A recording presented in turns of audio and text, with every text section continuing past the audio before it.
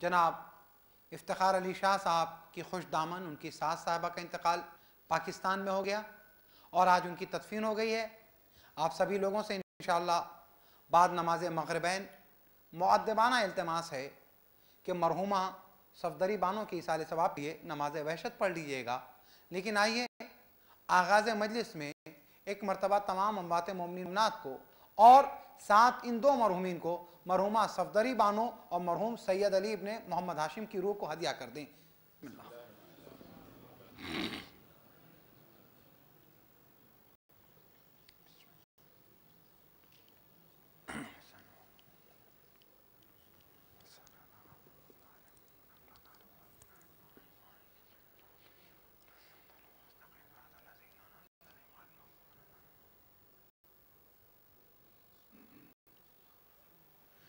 बिस्मिल्लाहिर्रहमानिर्रहीम।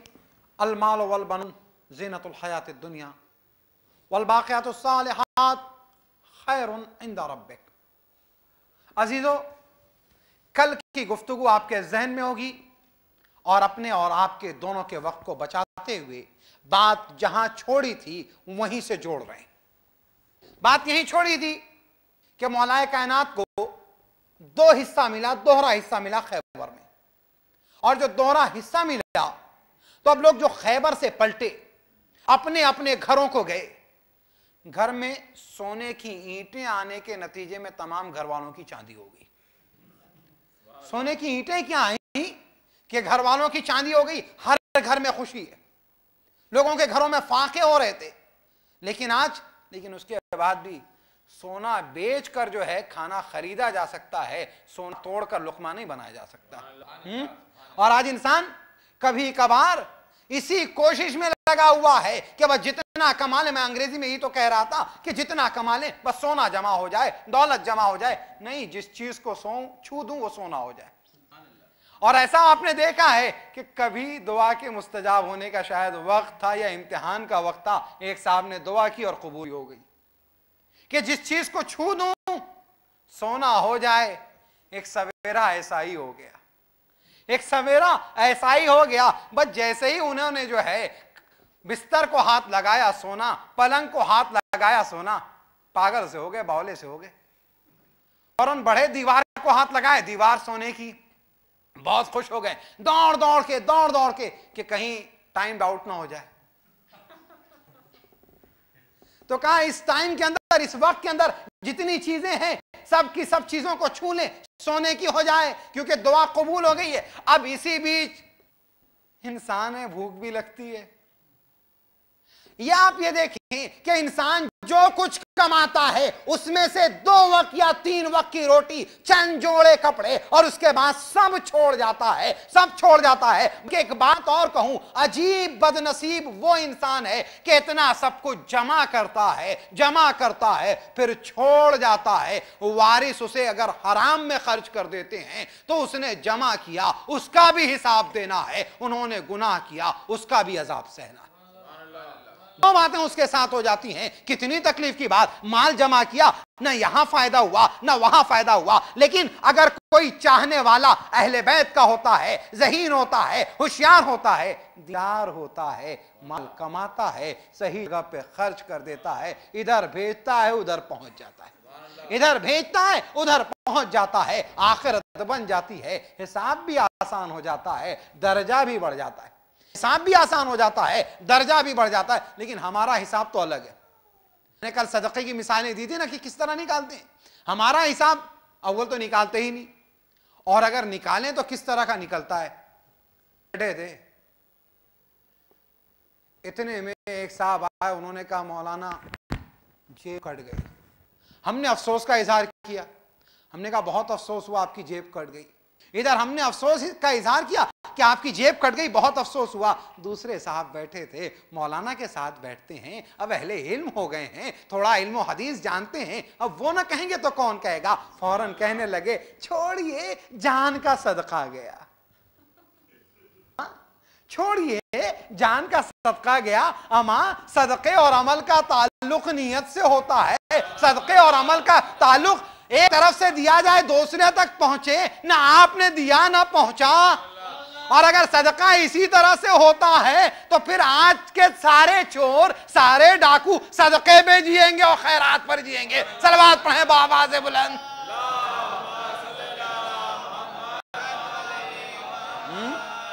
सारे चोर और डाकू सदके पर और खैरात पर जिएंगे। बस इतना ही नहीं, बल्कि आगे थोड़ा शरीयत में भी तरमीम करनी पड़ेगी। उस जमाने में जी रहे हैं जहां तस्लीमा नसरीन भी हैं, उस जमाने में जी रहे हैं जहां सलमान रुश्दी हैं। कहा कि तरमीम कर लेंगे। क्या तरमीम करेंगे? कहा तरमीम ये करेंगे अगली मर्तबा जब माह मुबारक में मौलाना फितरे के मसाइल बयान करेंगे, मौलाना कहेंगे मुस्तहकीन फितरा में डाकू, मुस्तहकीन फितरा में चोर, मुस्तहकीन फितरा में जेब कतरे। कहा ये सारे के सारे मुस्तहक हो जाएंगे। अगर आपका यही दलील का अंदाज रहा, जेब कट गई कहा सदका, आग लग गई कहा सदका, कोई नुकसान हो गया सदका, गिलास टूट गया सदका, बहुत ही महंगा सेट लाए थे गिरकर चकनाचूर हो गया सदका, किसी को पहुंचा ही नहीं, फायदा हुआ ही नहीं, और हम ऐसे हैं बगैर अमल किए हुए नाम अमाल में लिखाना चाहते हैं, कब सदका हो गया। बात जनाब इस तरह से सदका नहीं होता है। सदका क्या है मैं आपको बताऊं। सदके के लिए इमाम फरमाते हैं कि जब तू सदका देता है तो तेरा सदका इतना मुबारक होता है, इतना मुबारक होता है जब तू सच्ची नियत से देता है। इधर सदका तू देता है मुस्तहक के हाथ में जाने से पहले रब के हाथ में चला जाता है, मालिक के हाथ में चला जाता है, खुदा के हाथ में चला जाता है। जो खुदा के हाथों चला जाए वो काबिल कबूल होता है, वो कबूलियत की सनत पाता है। तो अंदाजा लगा सदका ऐसा है, इस तरह का सदका नहीं है जैसा हमने सदका समझ लिया है। हाँ, सदका ये नहीं होता है जिसे हमने कहा। क्या हुआ, अब उस बंदे खुदा को छूता चला जा रहा है, लेकिन खुशी को काफूर होते देर नहीं लगती। खुशियों को संभाल के रखिए, कब रूठ जाए पता नहीं चलता। खुशियों को संभाल के रखिए। नहीं, ये तो आपके मतलब का जुमला, सबके मतलब का जुमला। अभी मैं शरीयत के मतलब का कहूं कि खुशी को संभाल के रखिए, कहीं रूठ कर चली न जाए। और आगे बढ़ के कहूं इमाम को खुश रखिए, कहीं खुदा रूठ न जाए। इमाम को खुश रखिए, कहीं खुदा रूठ न जाए। इसलिए क्योंकि खुदा की खुशी अपने वक्त के इमाम की खुशी के साथ है। बाज़ीज़ान गिरामी, अब एक एक चीज को छूता जा रहा है, सोना होती जा रही है, सोना होती जा रही है। एक बारगी भूख लगी, जीने के लिए खाना भी तो चाहिए, रोटी और पानी भी तो चाहिए। अब जो आगे बढ़ा, लुकमा उठाया, जैसे ही रोटी को छुआ सोना हो गई। अब तड़प रहा है। रोटी को उठाया, सोना हो गई, परेशान। पानी उठाया, होंठ पर लगते ही पानी सोना हो गया। भूख सोने से नहीं मिटती है, प्यास हीरे और जवाहरात से नहीं मिटती है। हाँ, जो इंसान लालची हो जाता है, दुनिया का भूखा हो जाता है, सोने समेट लेता है, लेकिन नींद का सोना खो देता है। अजीजों, याद रखिएगा, मैं हमेशा कहा करता हूं और आपसे भी कहूंगा, याद रखिएगा, सुकून मालो दौलत में होता, मालो दौलत में होता तो फातिमा के घर में फाके नहीं होते। सुकून अगर मालो दौलत में होता तो फातिमा के घर में फाके नहीं होते। मैंने तो देखा सुकून खाने में नहीं खिलाने में है। यही वजह है कि फातिमा खुद भूखी थी मगर दूसरों को खिला रही है। बताया खाने में सुकून नहीं, खिलाने में है। दौलत के रोकने में अगर सुकून होता तो खदीजा की दौलत को नबी संभाल कर रख लेते, लेकिन नबी ने खदीजा की दौलत को तकसीम करके बता दिया, तकसीम में सुकून है, रोकने में सुकून नहीं है। सलावत पढ़ें बावाज़े बुलंद।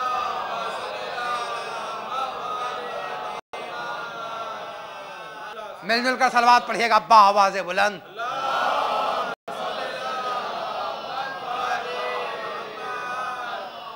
महरूम करने में सुकून नहीं है, अता करने में सुकून है। जिस दिन घर में दौलत का अंबार रखने के बाद रात भर नींद ना आए तो समझ लेना कि तुमने कुछ पाया नहीं, तुमने बहुत कुछ खोया है। और जिस दिन माल देने के बाद तुम्हें सुकून मिल जाए तो समझ लेना कि तुम्हारी इबादत कबूल हो गई, तुम्हारी खैरात कबूल हो गई, तुम्हारा सदका कबूल हो गया, तुम्हारा खुम्स कबूल हो गया। आगे बढ़कर कहूं, जिस दिन नमाज को पढ़ने के बाद अपनी रूह के ऊपर कुछ सुकून के आसार देखो, अपनी रूह के ऊपर कुछ सुकून के आसार देखो, गुनाह से बचने का ख्याल जहन में आने लगे, तो समझ लेना कि आज की नमाज कबूल। अगर इबादत करने के बाद उसके बाद ये एहसास है आज बड़ा वक्त नमाज में लग गया, आज बड़ा वक्त दुआ में लग गया, आज बड़ा वक्त मजलिस में लग गया, आज बड़ा वक्त इबादतों में लग गया, तो समझ लेना तो वक्त खर्च करके आए हो बर्बाद हो गया। नामे अमाल में कुछ नहीं लिखा है, नामे अमाल में कुछ नहीं लिखा हुआ है। भाई याद रखिएगा, तो पता चला इबादत में एहसास के साथ इस दुनिया में बता देती हैं कि तू मुस्तहिक है या महरूम है, तुझे मिला है या तूने खोया है। भाई यही मसला, यही फलसफा इबादत है। बाज़ीज़ान ग्रामी, मैंने अर्ज किया कि देकर सुकून पा रहे हैं, रोक कर सुकून नहीं पा रहे। नहीं, आइए मैं मिसाल देता चलूं। किस तरह की मिसाल है? मिसाल कुछ इस तरह से है। मेरा पहला इमाम अमीरुल मोमिनीन अली इब्न अबी तालिब अलैहिस्सलाम, बैतुल माल की मैंने मिसाल दी थी, वो जुमला अधूरा रह गया था, वो पूरा करूंगा। लेकिन आइए, इमाम है, इमाम के पास माल आता है, शाम को तकसीम कर लेते हैं, कुछ नहीं बचता है। हम तो कई साल तक हुकूक रोक के रखते हैं। क्या होता है? जो माल आया बैतुल माल के अंदर, अली तकसीम कर देते हैं, अली दे देते हैं, कुछ बचा कर नहीं रखते। शाम को जब सब तकसीम हो जाता है, सब दे देते हैं, कुछ नहीं बचता, बैतुल माल खाली है, अली है और एक चटाई है।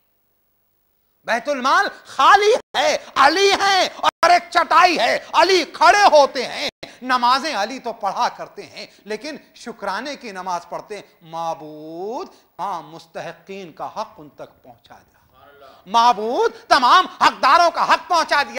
मैंने कहा अजीब बात है, एक अली है कि हुकूक पहुंचाकर शुक्राने की नमाज पढ़ें, एक अली का चाहने वाला आज का है, लोगों के हुकूक रोकता है और उसके बाद शुक्राने की नमाज पढ़ता है। इतना माल बढ़ गया, इतनी दौलत बढ़ गई, इतने कमरे बढ़ गए, इतना मकान बढ़ गया, इतनी दौलत दुनिया बढ़ गई। माबूद शुक्र, यकीनन नेमतों पे शुक्र अदा करो, लेकिन लोगों का हक रोक कर तो न शुक्र अदा करो। ये अली की तरबियत नहीं है। यही वजह है, कांप रहे थे ना अली। आने वाले ने कहा, मौला यहां अंबार भरे हुए हैं कंबलों के और आप इस सर्दी में कांप रहे हैं। अली ने कहा, एक कूफे वालों गवाह रहना, अबू तालिब का बेटा इस चादर के साथ आया था और यही चादर इसके दोष पर है।